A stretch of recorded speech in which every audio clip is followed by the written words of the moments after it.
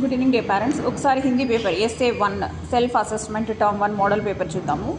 So తెలుగులో వచ్చి 16 bits ఉన్నాయి, హిందీలో వచ్చేటప్పటికి 20 బిట్స్ ఇచ్చారనమాట. టోటల్ 20 బిట్స్ ఇచ్చారు. యాజ్ యూజువల్ ఏ లాంగ్వేజ్ అన్నా కూడా సరే నేను అదే చెప్తాను, గ్రామర్ బాగా నేర్చుకొని చదవడం రాయడం వస్తే ఈజీగా పాస్ అయిపోవచ్చు, టెన్షనే లేదు అసలు. సో దీంతో ఏమేమి ఇచ్చారు చూస్తాం. మీనింగ్స్, శబ్ద్, విలోమ్ శబ్ద్, వచన్, ఏకవచన ఆర్ బహువచన్ కనుక్కోమన్నారు. నెక్స్ట్ సెంటెన్స్ ఇచ్చి కరెక్టా కాదా, ఏ స్టేట్మెంట్ కరెక్ట్. నెక్స్ట్ ఇది కూడా ఆపోజిటే. ఇంక ఈ క్వశ్చన్ చూడండి, హమే ఆప్ని ధర్తీ బచానీ హోగి.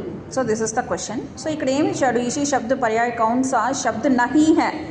ధర్తీ అన్న శబ్దానికి అర్థం రానిది ఏది అని అడుగుతున్నాడు. ధర్తీ మీన్స్ భూమి, ధర్రు, పృథ్వీ. బాధలు ఇచ్చాడు, బాధలు అంటే మేఘాలు. So D is the right answer. ఏది కాదు అని అడుగుతున్నాడు. So this is what I'm telling you, read the question twice.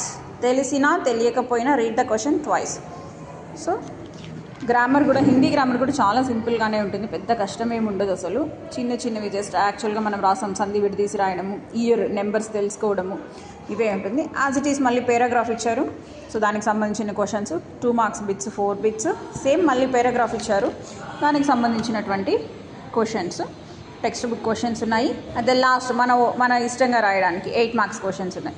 So దీంతో లెటర్ రైటింగ్, 2 లెటర్ రైటింగ్ అయితే ఉంటుంది. లెటర్ రైటింగ్ మనకు తెలిసిందే కదా, సింపుల్ బాడీ పార్ట్తో లెటర్ రైటింగ్ అనేది మంచిగా ఫినిష్ చేసేయచ్చు.